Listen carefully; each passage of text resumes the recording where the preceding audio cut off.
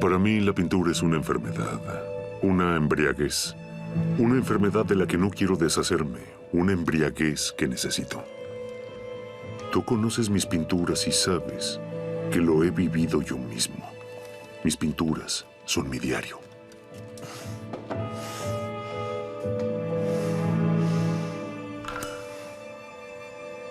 En mi corazón ha anidado un ave de rapiña, cuyas garras se han aferrado a él, cuyo pico ha perforado en mi pecho, cuyo batir de alas ha oscurecido mi mente.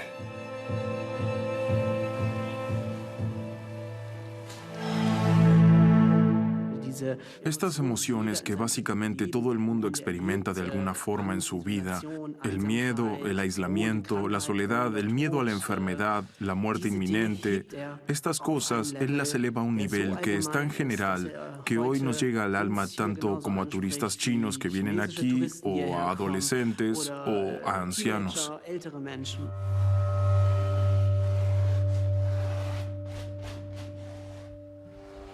La pintura de Edvard Munch, El Grito, se ha convertido en un ícono de la modernidad, la Mona Lisa del presente. A lo largo de su vida, Munch ayudó a dar forma a su propio mito de genio incomprendido y marginado, como alguien con mala fama, incluso loco.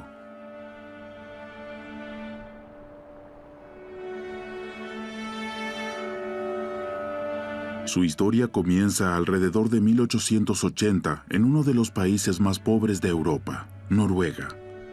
Oslo, la capital, aún se llama cristiana.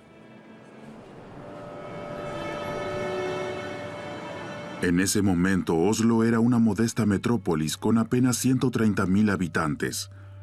Una ciudad con extrema pobreza, trabajo infantil, un floreciente negocio de la prostitución y una devota moral pietista.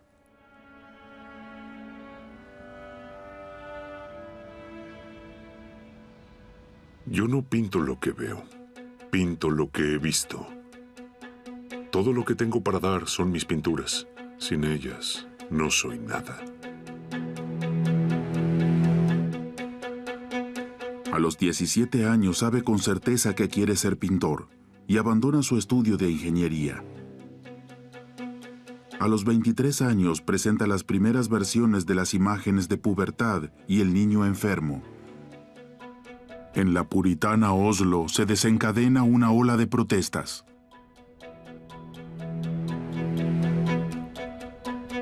Mi arte sifilítico había sido colgado en una sala especial. Allí siempre estaba lleno de gente que gritaba y se reía. El arte de sífilis ha despertado una rabia contra mí. Era un hombre muy valiente que creía en su talento. Sabía que con su arte tenía algo para dar. Y cuando llegó la resistencia, que fue lo que sucedió, entonces encontró nuevas fuerzas y simplemente continuó.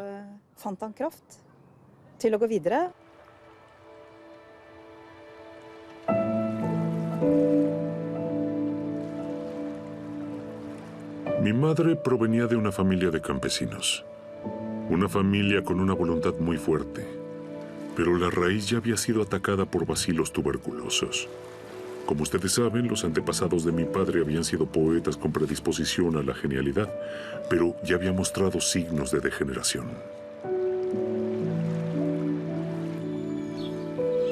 El idilio de vacaciones de la familia Munch es una cabaña de pescadores en el pequeño pueblo de Asgardstrand, a orillas del fiordo de Oslo.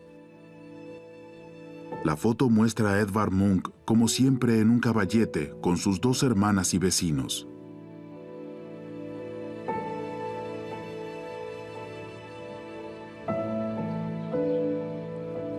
A los 35 años de edad puede adquirir aquí su propia cabaña de pescadores, con un prado hasta las orillas del fiordo. Para Munch, Asgardstrand será un sitio de refugio hasta la vejez.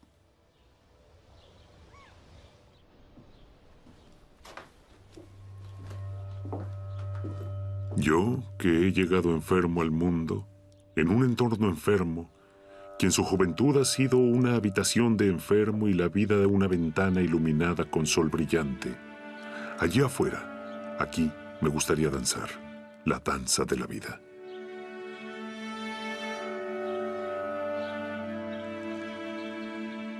En Asgardstrand crea muchas obras del más adelante famoso friso de la vida. En 1899, La danza de la vida, con la diosa en blanco, la libertina en rojo y la mensajera de la muerte en negro. El propio pintor baila como galán de negro en el centro del cuadro.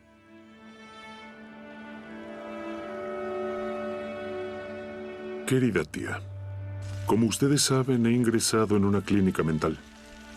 Aquí espero deshacerme de la insoportable inquietud que me atormenta desde aquella historia. Recibo baños diarios y debo comer mucho para conseguir carne sobre los nervios. La cura está en pleno apogeo. Todos los días recibo masajes, soy bañado y electrificado. Llenan mi cerebro con energía positiva masculina y negativa femenina.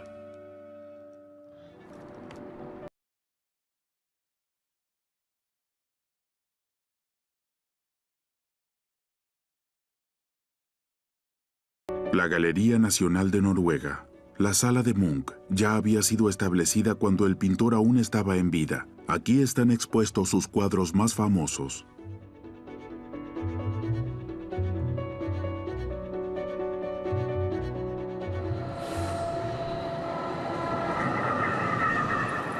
Su padre, un médico militar, llega en 1864 a Cristiana con su familia. En ese momento, Edvard Munch tenía apenas un año de edad.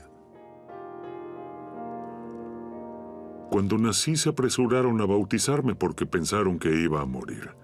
Mi madre ya llevaba entonces el germen de la muerte en sí misma.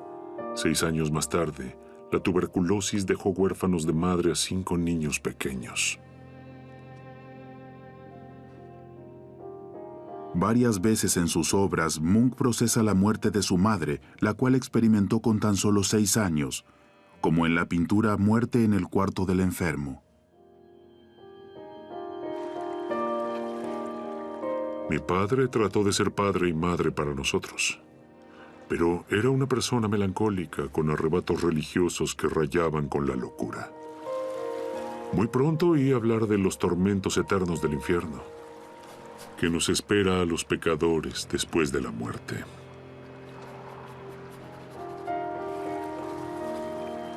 El cuadro Melancolía lo pintó por primera vez en 1891 a los 28 años. La soledad del hombre expresada de forma simbólica y llamativa al mismo tiempo con el paisaje de Asgardstrand. La línea curva de la playa corre a través de las imágenes.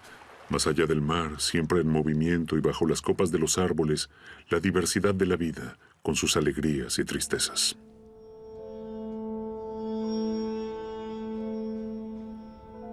El cuaderno de bocetos de Edvard cuando tenía 13 años de edad. Ejercicios precisos con lápiz y tinta.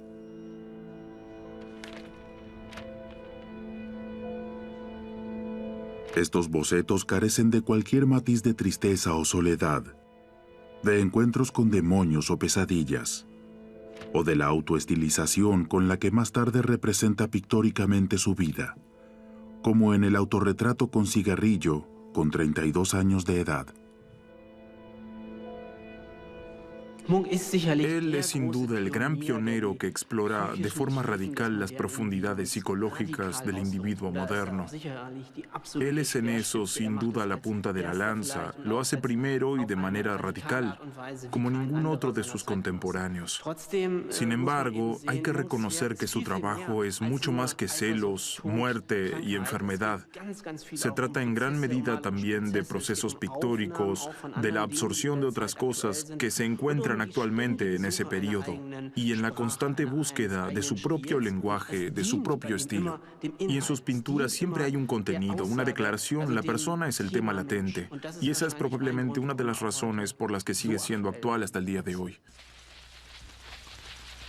En 1878, cuando Munch tenía 15 años, Thomas Edison inventó el fonógrafo. Es una máquina para hablar con la que por primera vez se pueden grabar y reproducir voces humanas. Munch ama esas voces fantasmas. Para él van bien con su arte, como hechas a medida para el niño enfermo. En el correr de los años he pintado el cuadro una y otra vez. He vuelto a repasarlo. Lo he dejado derretirse en colores. Lo he disuelto en turpentina. Y he intentado varias veces captar la primera impresión. La pálida piel translúcida, las manos temblorosas. El niño enfermo es un recordatorio de la muerte de su hermana Sophie, que había muerto de tuberculosis a los 15 años. En la imagen habían surgido líneas onduladas, periféricas, con la cabeza en el centro. Yo quería, como con un fonógrafo, hacer vibrar el estado de ánimo.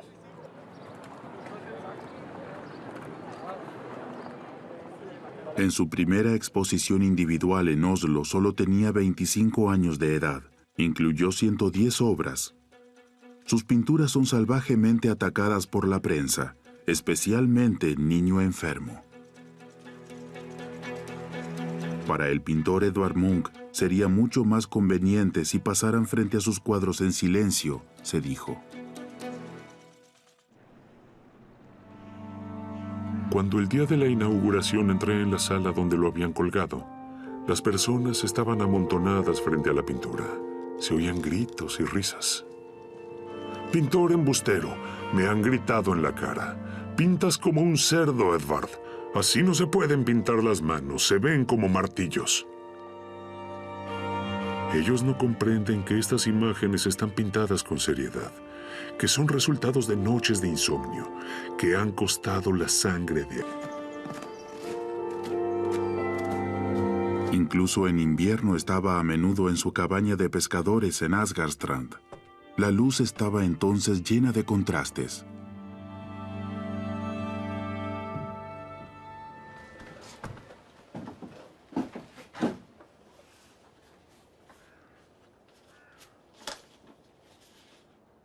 El hecho es que en momentos diferentes, uno ve las cosas diferentes. Uno las ve en la mañana diferentes que en la noche. La forma en que uno las ve también depende del estado de ánimo.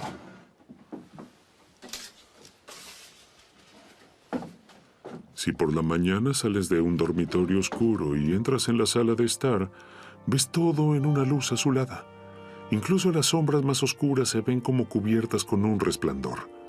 Después de un tiempo, te acostumbras a la luz y las sombras son más profundas y se puede ver todo con claridad. Si deseas pintar tal impresión, no puedes simplemente sentarte allí y mirar cada cosa y pintarla igual que como la ves simplemente allí. Tienes que pintarla como se veía en el momento en que el motivo te ha causado una impresión. Surgió una gran corriente en el mundo entero. El realismo. Las cosas no existen si no se pueden identificar y explicar química y físicamente. El hombre se ha dado por satisfecho con los grandes descubrimientos y no piensa en el hecho de que un mayor número de descubrimientos atrae a un número mayor de rompecabezas.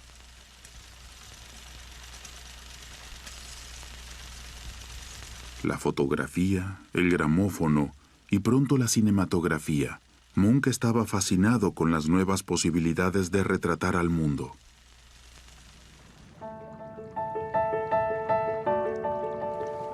Pero aún así, su arte sigue siendo la pintura. A pesar del fracaso de su primera exposición, vuelve a recibir becas del gobierno y va a París como estudiante de Léon Bonnat. Munch visita el Louvre, las exposiciones de los impresionistas y ve las obras de Paul Gauguin. Tiene historias con mujeres y pasea por París.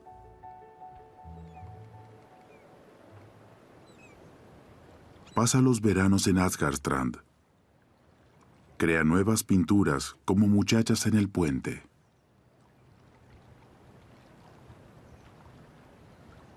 Muere su padre. Vivo con los muertos, mi madre, mi hermana y mi padre. especialmente con él, por lo que él ha sufrido por mi culpa. Le siguen años de divagar inestablemente en Francia y Alemania. Les escribe a sus hermanas Inger y Laura y a la tía Karen desde sitios distantes. Siempre está en dificultades económicas. En un viaje a Le Havre, se enferma de fiebre reumática y bronquitis y yace 2 meses en el hospital. Munch recibe la noticia de que su hermana Laura fue ingresada en un hospital psiquiátrico de Oslo a causa de neurastenia.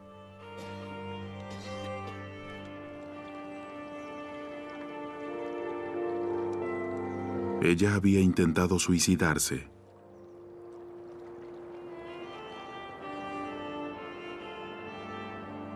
El hospital psiquiátrico se encuentra allí, donde Munch un año más tarde hace que un ser similar a un humano se tape los oídos y deje escapar un grito.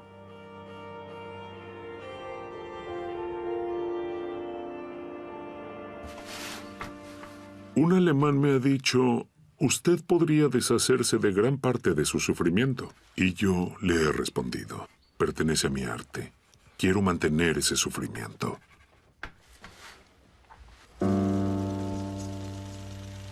Su primera gran exposición en Berlín en otoño de 1892 conduce a un gran escándalo.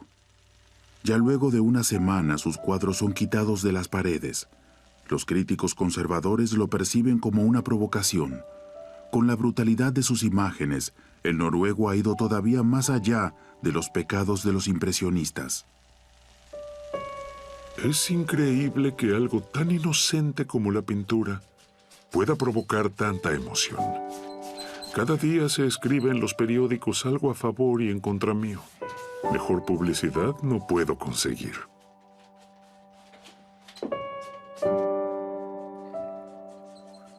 Incluso la imagen de su hermana Inger se muestra en la exposición. En Alemania la juventud de vanguardia está entusiasmada.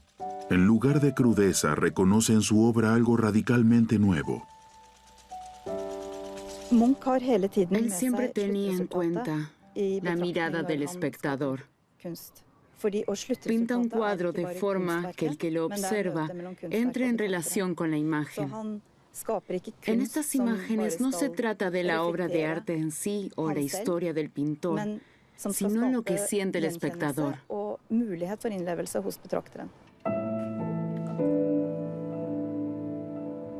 Munch llama a sus primeras obras imágenes de la vida espiritual moderna y las expone como su friso de la vida, una danza de amor, muerte, miedo, decadencia y transformación.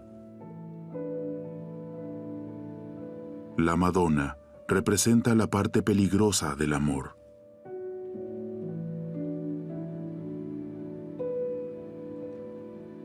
La paz, como si el mundo entero hubiese detenido su carrera.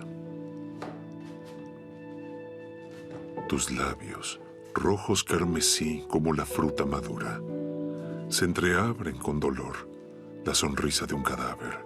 Ahora, la vida tiende su mano a la muerte. La cadena se cierra, conectando las miles de generaciones de muertos con las miles de generaciones por venir.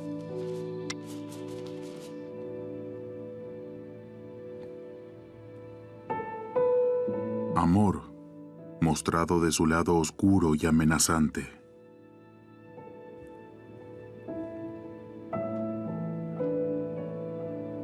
La pintura cenizas. El amor es dolor.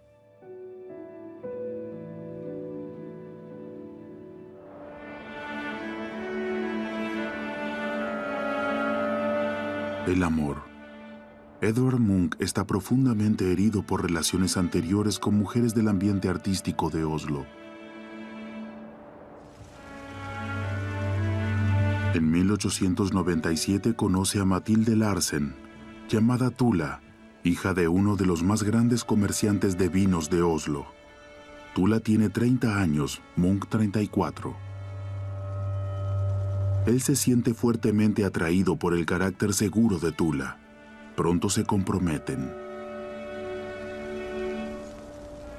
Cuando estuvimos uno frente a otro y tus ojos miraron en los míos, Sentí como si unos hilos invisibles saliesen de tus ojos y se metiesen en los míos, uniendo así nuestros corazones.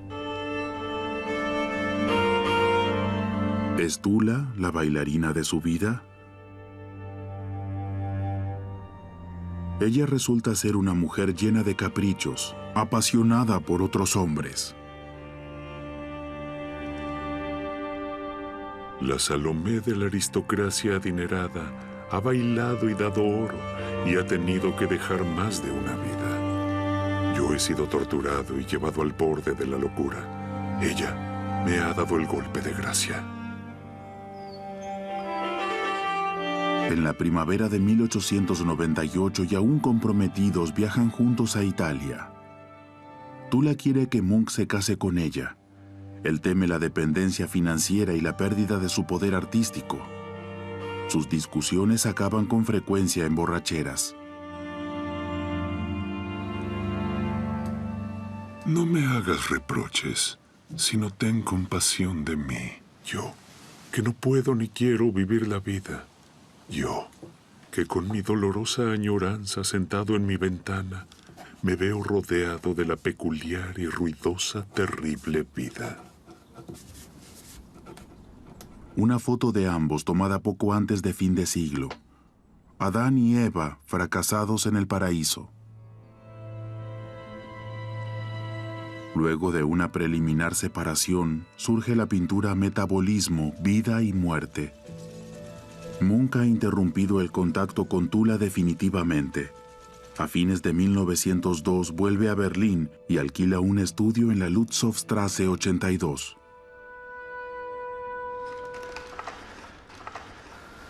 Compra una cámara Box Kodak Ojo de Buey.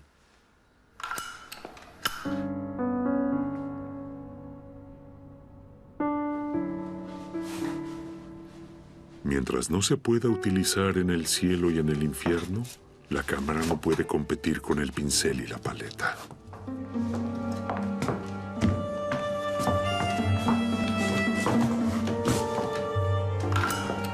En su estudio, Munch experimenta con la doble exposición.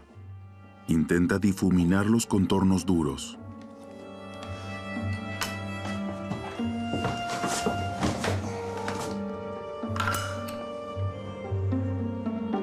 Tanto en la fotografía como en la pintura, utiliza el punto de vista de gran angular para expresar la soledad, como en el autorretrato con botella de vino.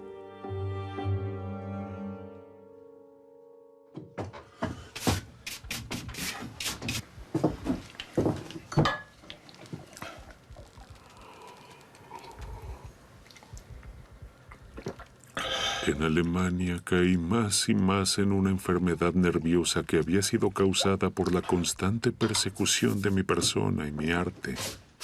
Para la primavera, los ataques eran cada vez más graves.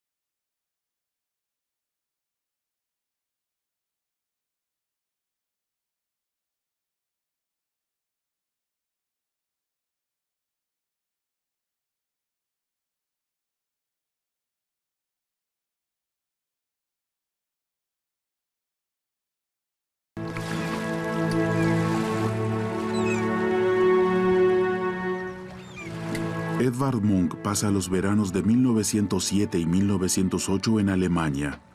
Es cada vez más apreciado por los coleccionistas, mientras que en Noruega no mengua la crítica hacia sus pinturas. Munch alquila una casa en Warnemünde, un balneario del mar Báltico. Le recuerda a Asgerstrand. En vísperas de la Primera Guerra Mundial, el pueblo de pescadores atrae en verano a los visitantes del cercano Berlín. Pinta escenas de la vida costera. El niño ahogado.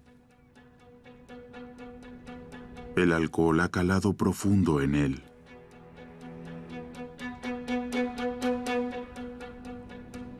Tenía algunos periodos de la más alta percepción de fortaleza y luego otros de la más profunda desesperación. El vino agudizaba esos estados y adormecía la sensibilidad. En el verano de 1908, en Warnemünde, pinta todos los días en la playa. Bebía como un poseído. La influencia del alcohol aumentaba la división de la mente y el alma hasta el límite. Dos pájaros atados que tiraban cada uno en la dirección contraria y amenazaban con romper la cadena. Una pelea, una terrible lucha en la jaula del alma.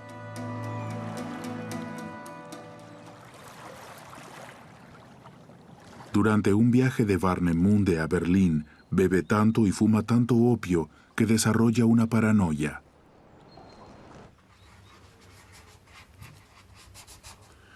Era algo que tarde o temprano tenía que suceder. Al final de una fiesta de 4 días en el cielo del alcohol, tuve una crisis nerviosa y un derrame cerebral leve.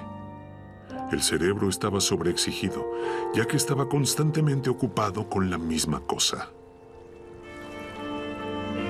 Desde 1902, desde la historia con Tula, he navegado a toda vela con avería.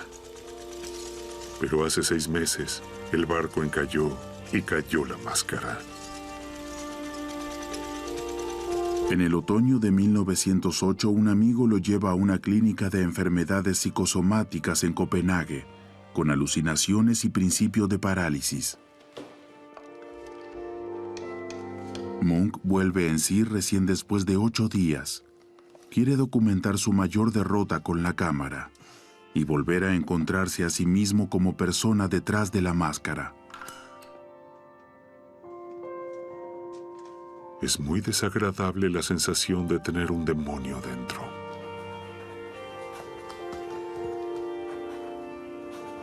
Para derrotar a este demonio se quedará 8 meses en el sanatorio. Luego de un par de semanas de tratamiento de desintoxicación y con electricidad de bajo voltaje, Munch comienza a trabajar nuevamente. A las enfermeras les gusta el artista loco y también les gusta dejarse fotografiar por él. La última de sus fotografías documentativas muestra a Munch junto con su médico Daniel Jacobson, famoso por sus modernos métodos de tratamiento. He logrado que el Dr. Jacobson pose como modelo. He pintado su retrato en tamaño completo. Ahora era yo el dueño de la situación. Sentí que lo dominaba como él me había dominado a mí.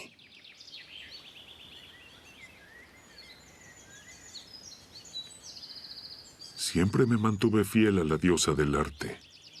Ahora es ella quien se mantiene fiel a mí. ¿Cómo sigue la vida de un pintor que ha logrado vencer a sus demonios? Aquellos a los que nunca quiso renunciar por su arte.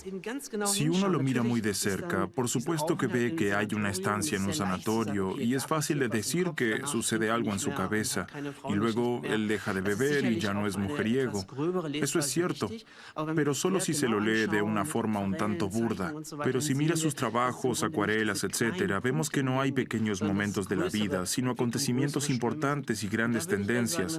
Y yo diría que en el año 1906 o 7 u 8, en realidad se prepara para lo que vendrá más adelante. Su regreso a Noruega, su vida en Ikelu, por así decirlo, más tranquila, desarrolla nuevos temas y destaca todo lo mejor de él.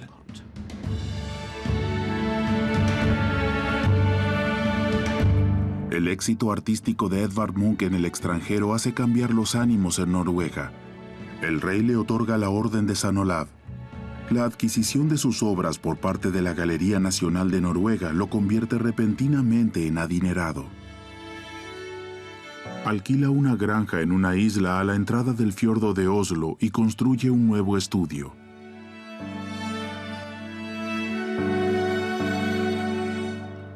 Me he convertido en miembro de la orden No Tocar Nada. Cigarros sin nicotina, bebidas sin alcohol, mujeres sin veneno. Munch se ha convertido en un monje. Es el significado de su nombre en noruego. Se mantiene alejado de Oslo. El éxito internacional llega en 1912. En la exposición de la Liga Extraordinaria de Colonia, se le concede junto a Picasso, Cézanne y Van Gogh un lugar de honor con 35 obras. Tengo la mayor sala de la exposición. Estoy casi avergonzado. Aquí se expone lo más salvaje que ha sido pintado en Europa. Estoy abrumado por mis sentimientos. La Catedral de Colonia tiembla hasta sus cimientos. El grito, actualmente una de las imágenes más famosas del mundo, no está presente en el triunfo de Munch en Colonia. El grito no siempre ha sido la imagen más famosa de Munch. Los diversos robos y los muchos productos de marketing que han surgido luego, o incluso de forma paralela, han ayudado mucho sin duda. Tenemos fotos de esa sala. Allí el grito cuelga arriba en la esquina sobre otra pintura. Así que el grito no siempre ha sido la pintura más importante, la más famosa, icónica, hoy casi como la Mona Lisa.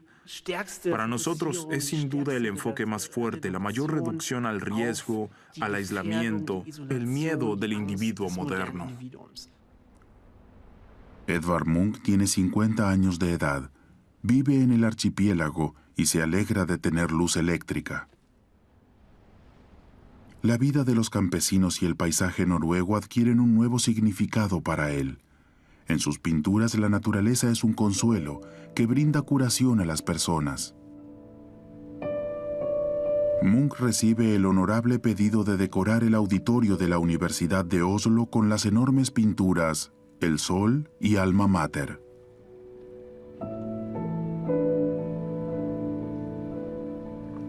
Mi voluntad es que estas decoraciones expresen lo típico noruego, como así también lo humano universal. En 1916, después de muchos estudios, la imagen de 4,5 metros por casi 8 metros está lista. Con sus honorarios adquirirá una gran finca en Ikelu, en una colina frente a Oslo.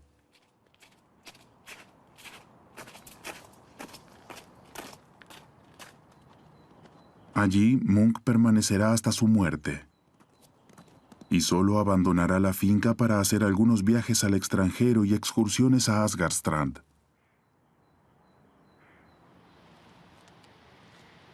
Tiene una nueva cámara, una Kodak de bolsillo con película en rollo. ¿Direcciones? Se habla de direcciones. Comprometerse a una dirección, lo que para un pintor significaría estancarse en el camino. No hay direcciones. Eso es una mala palabra. Tareas. Nuevas tareas es lo que uno descubre. Ahora está interesado en las preocupaciones de otras personas. Inspirado por la Revolución Rusa, pinta varias imágenes monumentales de trabajadores, crónicas dinámicas como fotografías de la miseria social de la época. Ahora es el momento de los trabajadores. Pronto el arte será propiedad de todos y tendrá su lugar en las grandes paredes de los edificios públicos.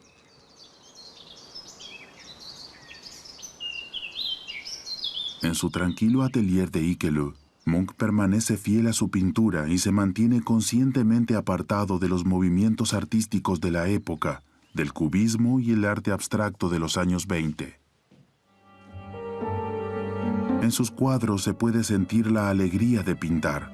Su afán de retratarse a sí mismo permanece intacto. Su nueva pasión es el cine. Munch ve las películas mudas de Friedrich Murnau, Fritz Lang y Wilhelm Pabst. En 1927 se había comprado en París una cámara de video amateur, una Pathé Babby. Filma sin un trípode todo lo que ocurre frente a su lente. Las imágenes de la modernidad, letreros iluminados, gente y coches que pasan deprisa, niños en una cerca de construcción y hasta el menú de un restaurante pegado en la columna de publicidad callejera. Son 16 fotos por segundo que luego el proyector convertirá en película. A Munch le fascina la repetición de las imágenes. Pinta nuevas versiones de niño enfermo, el grito, la Madonna, niñas en el puente y vampiro. La singularidad del proceso creador ya no es importante para Munch. Sus ejemplares son autorreferencias de un artista moderno y además son lucrativas. Hoy en día sabemos que cuando más tarde empezó a repetir sus pinturas, tenía también en realidad motivos económicos. Por ejemplo, con Chica enferma, cuando fue vendido y él quería tener el cuadro cerca, quería verlo, tal vez en parte también por razones terapéuticas, entonces simplemente volvió a pintarlo. Y eso lo ha hecho también con muchas otras obras. Pero yo creo que aquí hay que tener en cuenta diferentes argumentos. Por una parte, este carácter autorreferencial que se mueve en círculos alrededor de su propio trabajo. Esa gran confianza en su trabajo de volver a usar siempre el mismo lenguaje. Y por otro lado, por supuesto, también para satisfacer los deseos de los coleccionistas. Tenemos algunos años en los que ha pintado 15 retratos y eso lo ha hecho para ganar dinero.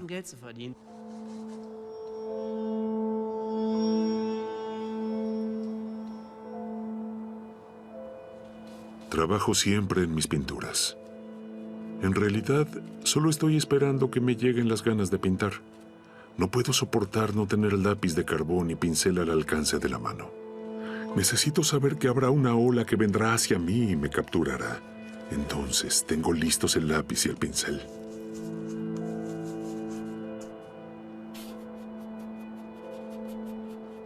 En la soledad de Ikelu surgen sus mágicos cielos estrellados, como en la pintura Noche Estrellada.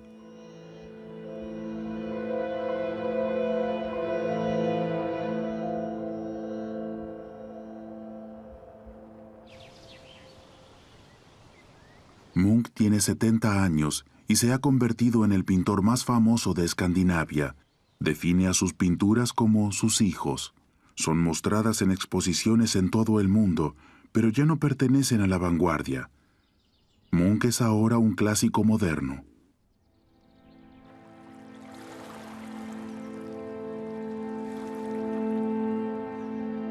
En 1933 va por última vez a Adgarstrand. Sufre de cataratas. Pintar se le torna cada vez más difícil.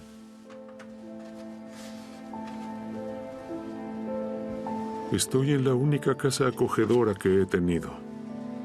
Ahora hay paz aquí. Solo un par de sombras del pasado aquí y allá, pero ya no me asustan.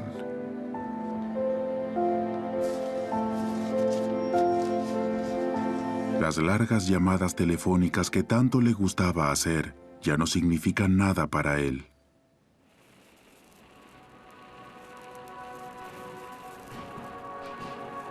En Ikelu, en cambio, Munch deambula por la noche, a menudo sin descanso, a través de la casa enorme, tratando de ordenar sus innumerables notas y cartas. Ocupa una sola habitación.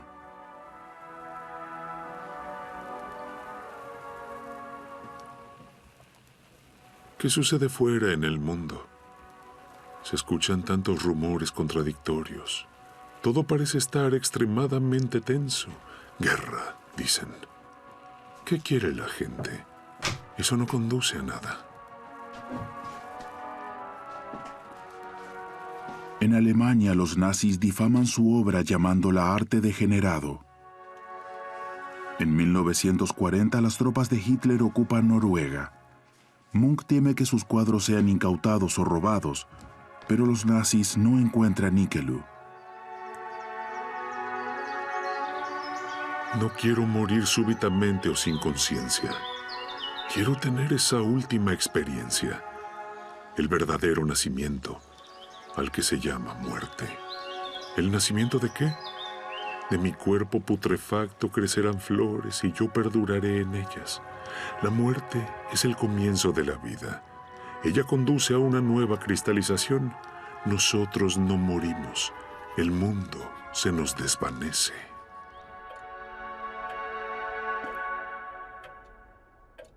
Se preguntaba, ¿cómo experimentaré esos últimos minutos de la vida, la transición a la muerte? En la tarde del 23 de enero de 1944 lo descubrió.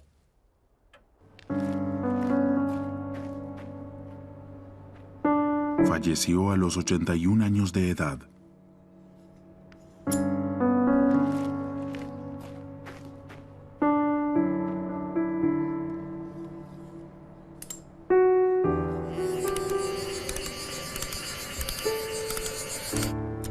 Edvard Munch expresó en sus pinturas el miedo y la soledad humana. Él nunca quiso dejar un contorno nítido de las fuerzas creativas y destructivas dentro de él. Él siempre quiso simplemente mostrar lo que sentía.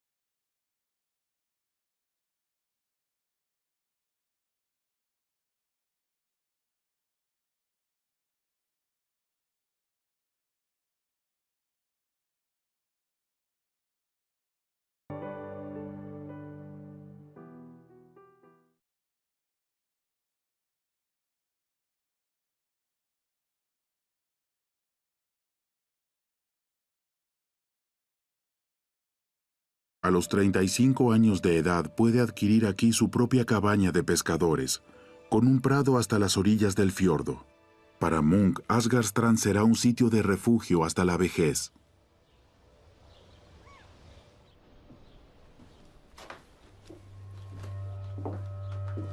Yo, que he llegado enfermo al mundo, en un entorno enfermo, que en su juventud ha sido una habitación de enfermo y la vida de una ventana iluminada con sol brillante.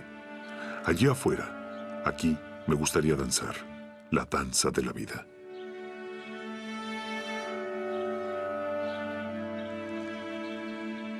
En Asgardstrand crea muchas obras del más adelante famoso friso de la vida. En 1899, La danza de la vida, con la diosa en blanco, la libertina en rojo y la mensajera de la muerte en negro. El propio pintor baila como galán de negro en el centro del cuadro.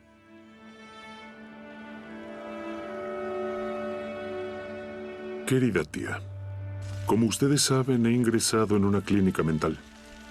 Aquí espero deshacerme de la insoportable inquietud que me atormenta desde aquella historia. Recibo baños diarios y debo comer mucho para conseguir carne sobre los nervios. La cura está en pleno apogeo. Todos los días recibo masajes, soy bañado y electrificado. Llenan mi cerebro con energía positiva masculina y negativa femenina.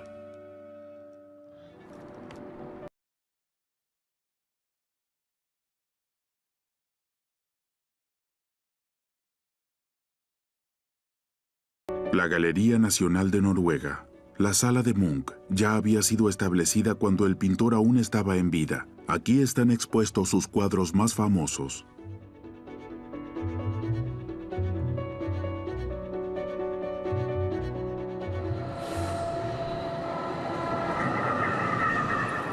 Su padre, un médico militar, llega en 1864 a Cristiana con su familia.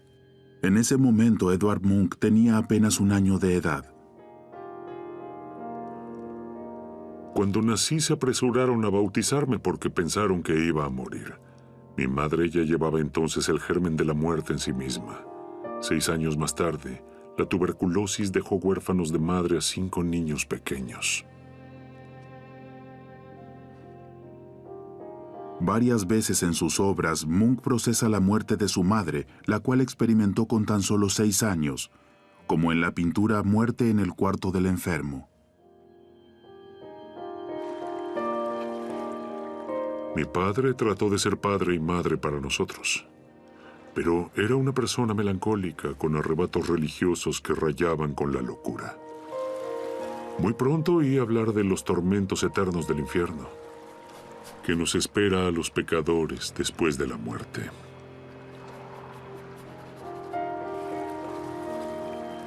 El cuadro Melancolía lo pintó por primera vez en 1891 a los 28 años.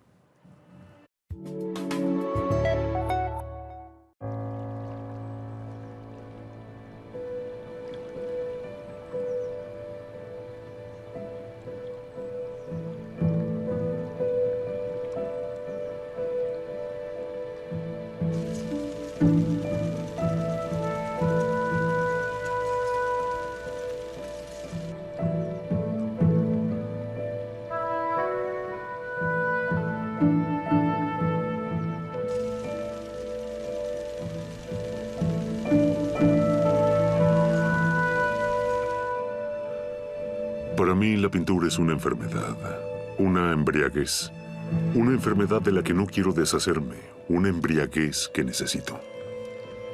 Tú conoces mis pinturas y sabes que lo he vivido yo mismo. Mis pinturas son mi diario.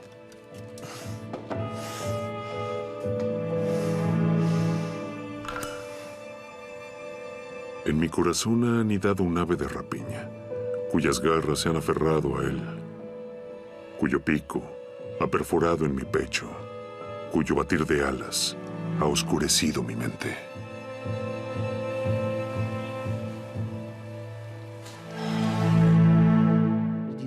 Estas emociones que básicamente todo el mundo experimenta de alguna forma en su vida, el miedo, el aislamiento, la soledad, el miedo a la enfermedad, la muerte inminente, estas cosas, él las eleva a un nivel que es tan general que hoy nos llega al alma tanto como a turistas chinos que vienen aquí. En la puritana Oslo se desencadena una ola de protestas.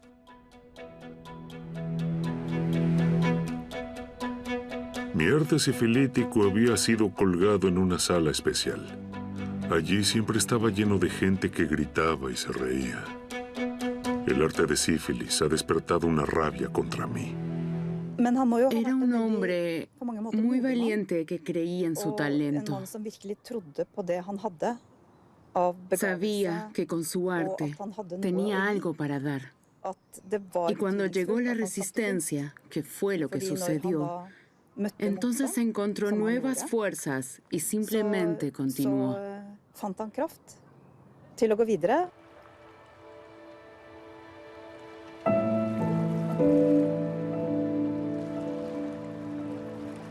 Mi madre provenía de una familia de campesinos. Una familia con una voluntad muy fuerte. Pero la raíz ya había sido atacada por bacilos tuberculosos.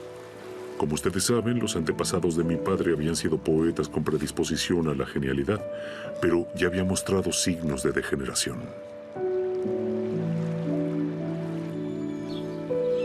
El idilio de vacaciones de la familia Munch es una cabaña de pescadores en el pequeño pueblo de Asgardstrand a orillas del fiordo de Oslo. La foto muestra a Edvard Munch, como siempre, en un caballete con sus dos hermanas y vecinos.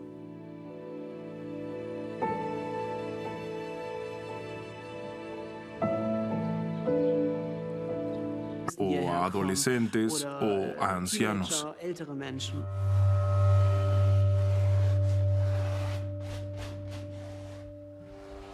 La pintura de Edvard Munch, El Grito, se ha convertido en un ícono de la modernidad, la Mona Lisa del presente.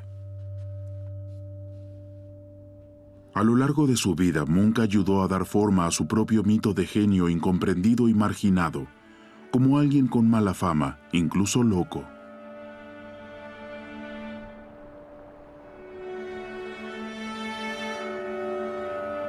Su historia comienza alrededor de 1880 en uno de los países más pobres de Europa, Noruega. Oslo, la capital, aún se llama cristiana. En ese momento, Oslo era una modesta metrópolis con apenas 130.000 habitantes. Una ciudad con extrema pobreza, trabajo infantil, un floreciente negocio de la prostitución y una devota moral pietista.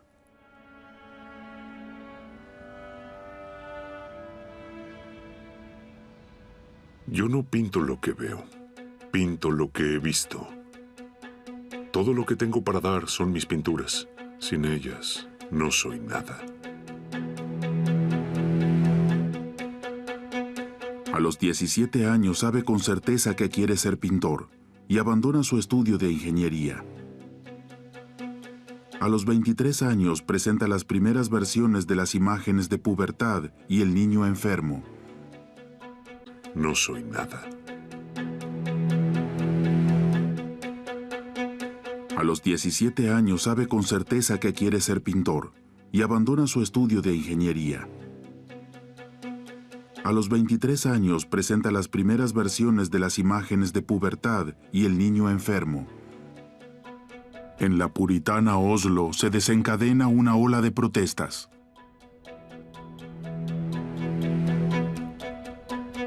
Mi arte sifilítico había sido colgado en una sala especial. Allí siempre estaba lleno de gente que gritaba y se reía. El arte de sífilis ha despertado una rabia contra mí. Era un hombre muy valiente que creía en su talento.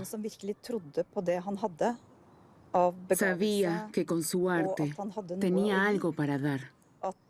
Y cuando llegó la resistencia, que fue lo que sucedió, entonces encontró nuevas fuerzas y simplemente continuó.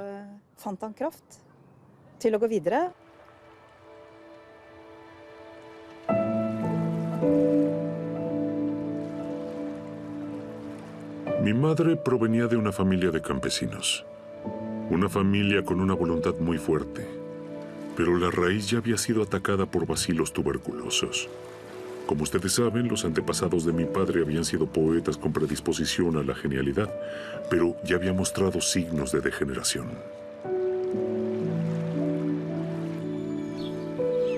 El idilio de vacaciones de la familia Munch es una cabaña de pescadores en el pequeño pueblo de Asgardstrand a orillas del fiordo de Oslo.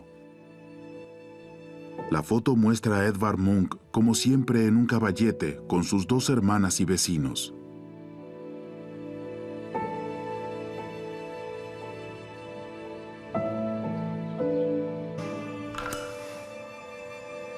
En mi corazón ha anidado un ave de rapiña, cuyas garras se han aferrado a él, cuyo pico ha perforado en mi pecho, cuyo batir de alas ha oscurecido mi mente.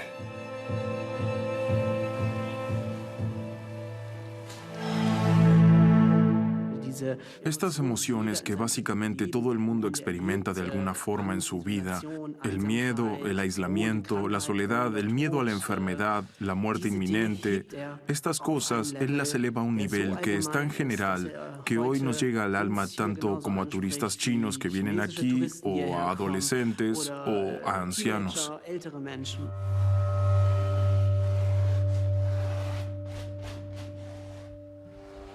La pintura de Edvard Munch, El Grito, se ha convertido en un ícono de la modernidad, la Mona Lisa del presente. A lo largo de su vida, Munch ayudó a dar forma a su propio mito de genio incomprendido y marginado, como alguien con mala fama, incluso loco.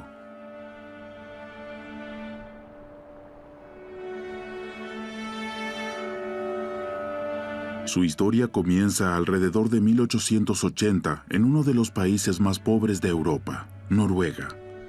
Oslo, la capital, aún se llama cristiana. En ese momento, Oslo era una modesta metrópolis con apenas 130,000 habitantes. Una ciudad con extrema pobreza, trabajo infantil, un floreciente negocio de la prostitución y una devota moral pietista.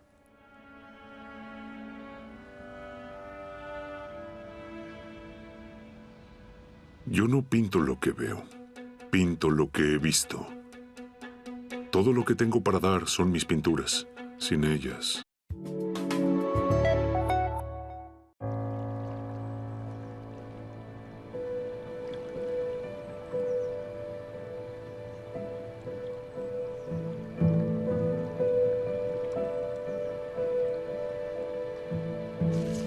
Para